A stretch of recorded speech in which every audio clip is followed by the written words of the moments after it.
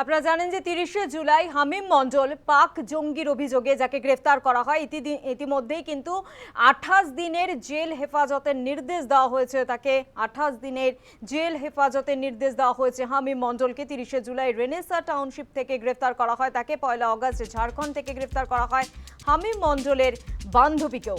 ৩রা August গ্রেফতার আরও এক জঙ্গি আদিত্য সিং। ৩ জনকেই বর্ধমান আদালতে পেশ করে এসটিএফ এর শাখা। ১১ই সেপ্টেম্বর ফের আদালতে পেশের নির্দেশ দেওয়া হয়েছে। ২৮ দিন জেল হেফাজতের নির্দেশ দিয়েছে আদালত।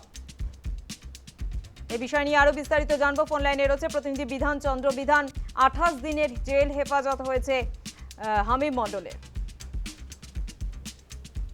ধরা পড়েছিল হামিম মণ্ডলের পাশাপাশি আরো দুজনকে পুলিশ গ্রেপ্তার করে এবং প্রথমে ৩০ তারিখ রেনেসা টাউনশিপ থেকে হামিম মণ্ডল গ্রেপ্তার হওয়ার পর তাকে জিজ্ঞাসাবাদ করে তার বান্ধবী অর্পিতা সরকার এবং আরো একজন হাওড়ার বেলিলিয়াস রোড থেকে গ্রেপ্তার করা হয় আদিত্য সিং। এই ৩ জনই ছিল এসটিএফ হেফাজতে ছিল এবং তাদের এই কয়েকদিন ধরে জিজ্ঞাসাবাদ চলছিল। আজকে বর্ধমান আদালতে ৩ জনকেই পেশ করা হয় এবং তাদেরকে ২৮ দিনের জেল হেফাজতের নির্দেশ দেন বিচারক এবং তাদেরকে এই ২৮ দিন পর আবার আদালতে পেশ করা হবে।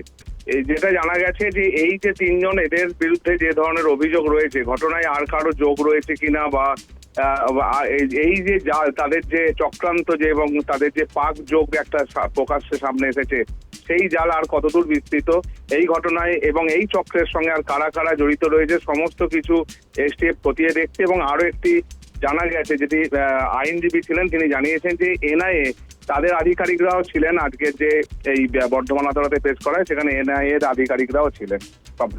ধন্যবাদ বিধান।